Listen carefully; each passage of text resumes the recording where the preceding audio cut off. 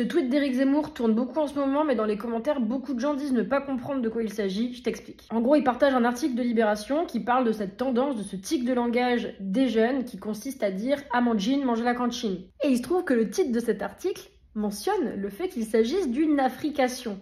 Et là, monsieur Zemmour, quand il entend affrication, il entend Afrique. Donc ni une ni deux.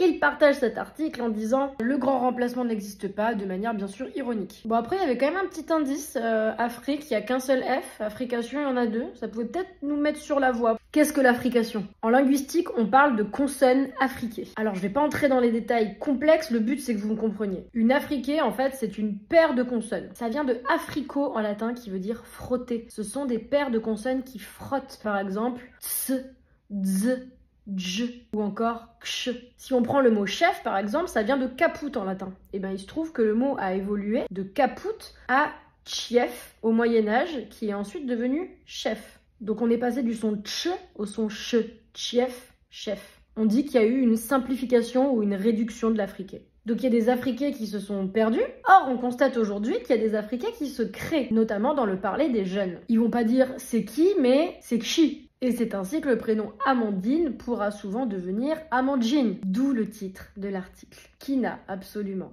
rien à voir avec l'Afrique.